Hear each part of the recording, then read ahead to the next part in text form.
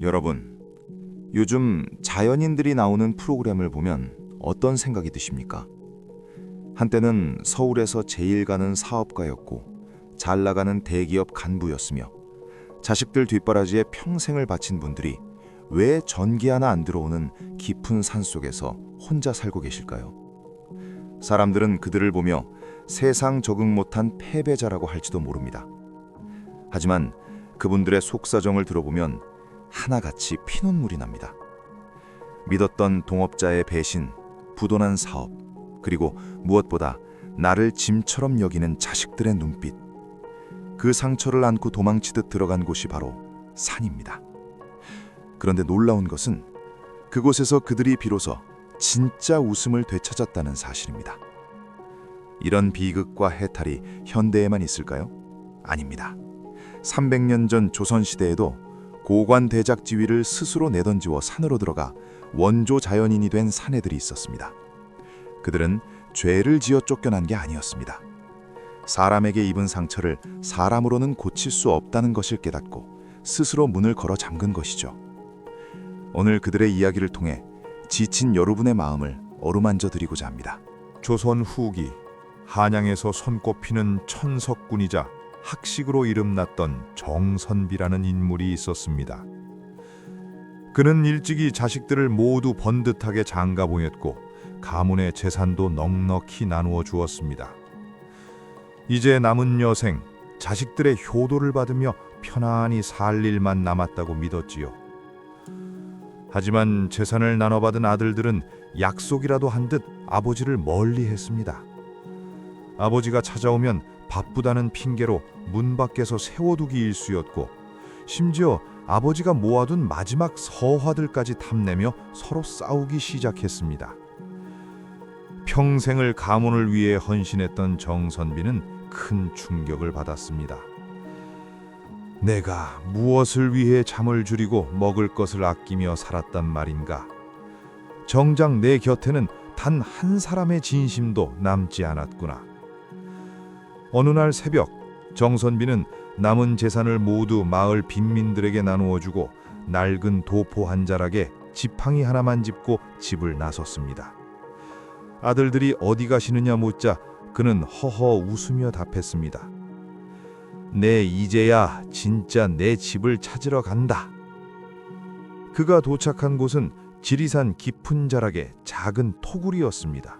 정선비가 산속에서 가장 먼저 한 일은 기대를 버리는 것이었습니다. 우리는 늙어서 외로운 이유가 사람이 없어서라고 생각합니다. 하지만 진짜 외로움은 내게 잘해줄 거라 믿었던 사람에게서 오는 배신감입니다. 정선비는 산으로 들어가며 자식에 대한 미련, 한양 친구들에 대한 기대를 단칼에 잘라냈습니다. 여러분, 노년의 가장 무서운 병은 섭섭병입니다. 내가 어떻게 키웠는데, 내가 어떻게 도와줬는데 라는 마음이 당신을 갉아먹습니다. 정선비처럼 스스로를 고립시켜 보십시오. 사람과의 인연을 억지로 이어가려 애쓰지 마십시오. 당신을 힘들게 하는 그 가짜 인연들을 정리할 때 비로소 당신의 영혼은 숨을 쉬기 시작합니다. 혼자 있는 시간은 고립이 아니라 나 자신과 친해지는 귀한 시간입니다. 정선비는 산에서 나무를 캐고 물을 기르며 처음으로 내 몸의 주인이 되었습니다. 한양에 있을 때는 남들이 나를 어떻게 볼까, 내 자식들이 남보다 잘 살까를 걱정하며 평생을 남의 시선에 갇혀 살았습니다. 그것은 감옥 없는 수감 생활과 같았습니다. 하지만 산속에서는 좋은 옷도 화려한 밥상도 필요 없었습니다. 그저 오늘 내가 캔 나물 한 움큼이 천하의 진미였고 바위에 부딪히는 물소리가 최고의 검은고 소리였습니다. 시청자 여러분, 성공했다가 망해서 산으로 간 자연인들이 왜 행복해 보일까요? 그들은 세상이 정한 성공이라는 잣대를 스스로 던져버렸기 때문입니다. 노년의 진짜 성공은 큰 아파트에 사는 것이 아니라 소박한 밥상 앞에서도 마음이 평온한 상태를 말합니다. 지금 당신이 처한 상황이 힘들다면 잠시 세상의 기준을 꺼두십시오. 당신은 이미 충분히 고생하셨고 그 자체로 존엄한 존재입니다.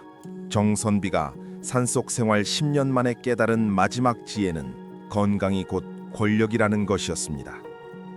한양의 정승들은 나이가 들면 중풍에 걸려 누워있거나 자식들의 눈치를 보며 시들어갔지만 산속의 정선비는 90이 넘도록 자기 발로 산을 타고 직접 불을 떼어 밥을 지었습니다.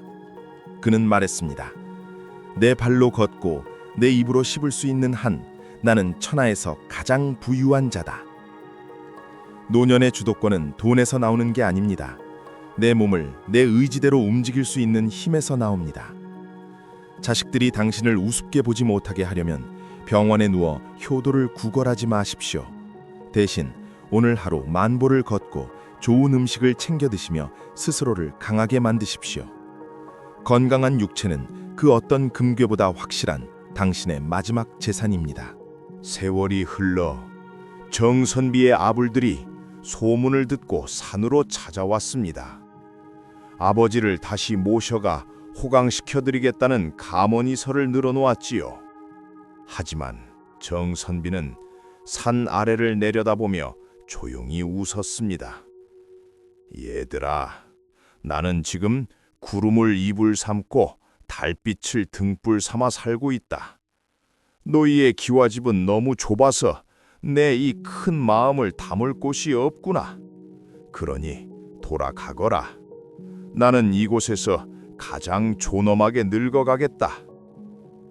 정선비는 그 후로도 오랫동안 자연의 일부로 살다 어느 맑은 가을날 바위에 기대어 앉은 채 평온하게 숨을 거두었습니다. 그의 얼굴에는 세상의 시름을 다 씻어낸 듯한 옅은 미소가 걸려 있었다고 합니다. 시청자 여러분, 오늘 이야기가 여러분의 지친 마음에 작은 쉼터가 되었습니까? 우리는 모두 인생이라는 험한 산을 넘어 여기까지 왔습니다. 누군가는 성공했고 누군가는 실패했을지 모릅니다. 하지만 정선비가 우리에게 알려준 것은 인생의 마지막에 진짜 소중한 것은 내가 쥐인 것이 아니라 내가 비워낸 것이라는 사실입니다. 지금 당장 모든 것을 버리고 산으로 떠나라는 말이 아닙니다. 당신의 마음속에 복잡한 세상 소음이 들리지 않는 깊은 산 하나를 만드십시오. 자식의 말에 일희일비하지 말고 세상의 잣대에 기죽지 마십시오. 당신은 그저 존재만으로도 아름다운 자연의 일부입니다.